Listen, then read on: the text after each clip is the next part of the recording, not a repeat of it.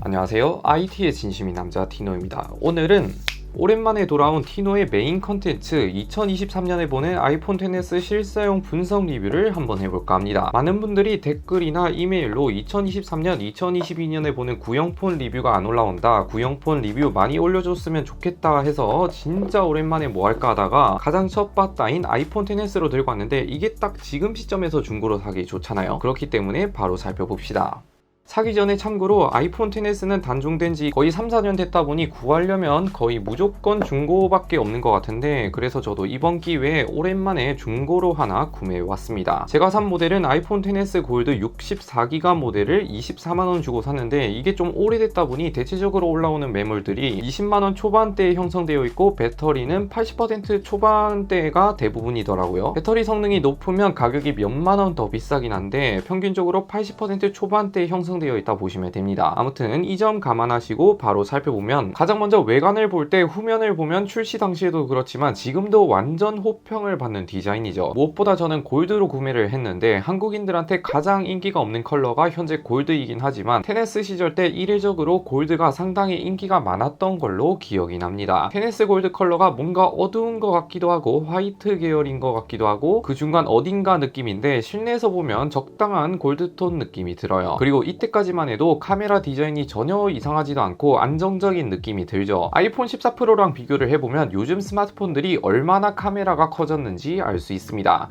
이때가 낭만 그 자체였는데, XS 때까지만 해도 제 기억상 출시할 때 카툭티가 미쳤다, 매우 날카롭다 이런 평이 많았는데 지금 보면 완전 선녀가 따로 없죠. 적당한 카메라 사이즈에 애플 로고도 정중앙이 아닌 한 손으로 쥐었을 때 애플 로고를 가리지 않는다던가, 요즘은 볼 수 없는 아이폰 로고까지 그렇게 심플하지도 않지만 깔끔한 느낌이 제대로 듭니다. 그리고 옆면을 보면 유광 스테인리스인데 골드가 특히 너무 반짝거리고 금괴 같다 하시는 분들도 있는데, 저는 원래 유광 무광 다 가리지 않고 좋아하는 사람이기 때문에 저한테는 마음에 듭니다. 그리고 유광하니까 아이폰 XS는 후면이 무광이 아닌 유광인데, 유광의 단점은 지문이 굉장히 많이 묻는다는 단점이 있습니다. 그리고 반짝반짝하긴 한데 그렇게 거울 느낌까진 아니고 은은한 유광, 그렇게 촌스럽게 반사되는 느낌은 아니에요. 아무튼 디자인 2023년에 봤을 때 여전히 깔끔하고 고급스러운 느낌이 제대로 나는 것 같습니다. 물론 디자인은 개인 취향이긴 한데 저는 그렇게 느껴지네요. 마지막으로 그립감의 경우, 얘는 동그란 스마트폰이다 보니 솔직히 요즘 각진 아이폰이 좀 더 보기 이쁘긴 하지만 그립감은 각진 스마트폰보다는 여전히 동그란 스마트폰이 아무래도 한 손에 더 잡히는 느낌이 있어요.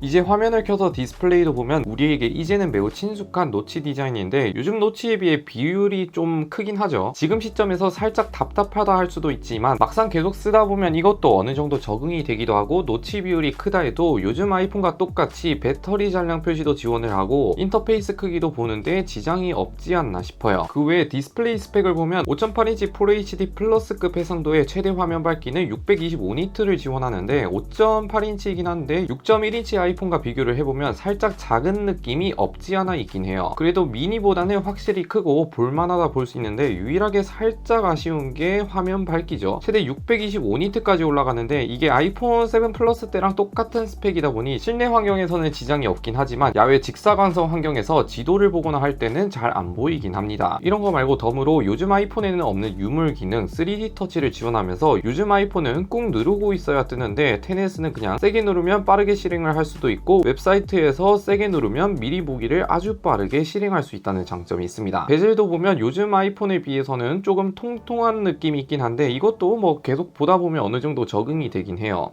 성능도 보면 스펙상 A12 바이오닉 칩셋에 램은 4기가가 들어갔는데, 바로 긱벤치 5 스코어를 보면 싱글코어는 1100점대, 멀티코어는 2600점대로 그냥 무난한 수준이라 볼 수 있고, 요즘 나오는 갤럭시 중급형 스마트폰보다는 여전히 같거나 높은 성능을 보여준다 볼 수 있어요. 그리고 XS부터 램이 4기가를 탑재하면서 아이폰 치고는 그냥 무난한 램 용량이라 볼 수 있습니다. 그 뒤로 3D 마크 스트레스 테스트도 해보면 최고점은 1500점대인데 안정성은 60%대로 900점 정도를 보여주는데, 스로틀링 시에 갤럭시 Z 플립 4보다 조금 낮은 퍼포먼스라 보시면 됩니다.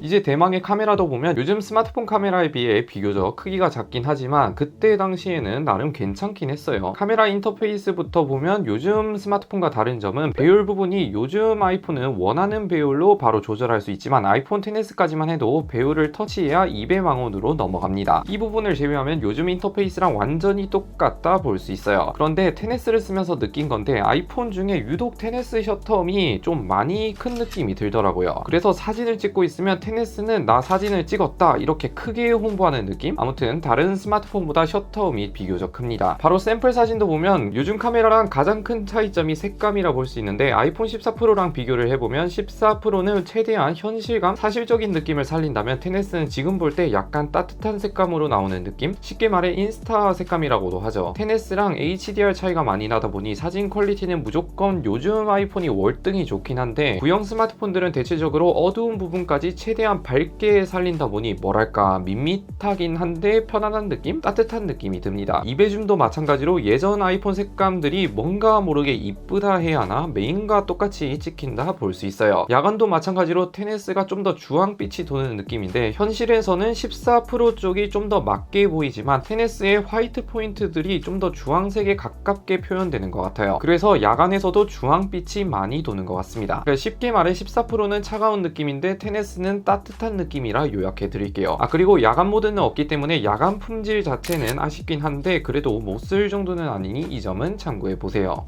이제 배터리도 보면 물리적 배터리 용량이 대략 2600mAh인데 XS가 다 좋긴 하지만 지금 시점에서 가장 아쉬운 게 저는 배터리라 할 정도로 상당히 아쉬운 수준을 보여줍니다. 기본적으로 SNS나 웹서핑, 유튜브만 하는데도 100% 기준 5시간 정도밖에 안 가기 때문에 야외에서 쓴다면 배터리 광탈이 심하지 않나 싶어요. 체감상 아이폰 12 미니랑 비슷하거나 조금 더 오래 쓸 수 있는 수준인 것 같습니다. 그리고 아이폰 배터리가 XS랑 아이폰 11을 기점으로 XS 이전 모델들은 속된 말로 배터리 광탈이 심했는데 아이폰 11부터는 배터리 효율이 급격하게 좋아진 것 같은데 배터리를 중요시 여긴다면 웬만하면 11 이상부터 추천해 드릴게요. 그리고 당연하겠지만 요즘 지원하는 맥세이프 액세서리 같은 거 지원하지 않고 치규격 무선 충전만 지원을 해요. 마지막 내장 스피커를 볼 때 양옆 스테레오 스피커를 탑재했는데 XS 시절 때만 해도 스마트폰 스피커 음질이 찢어지는 스마트폰들이 흔했지만 요즘은 거의 다 상향 평준화가 된 느낌이죠. 아무튼 XS도 마찬가지로 아이폰은 아이폰 X 이후로 스피커들이 거의 다 상향 평준화 되었기 때문에 맥스 모델을 사지 않는 이상 상당히 준수한 수준의 음질을 들려줍니다. 집에서 유튜브나 가볍게 노래 듣기에 괜찮은 수준이에요.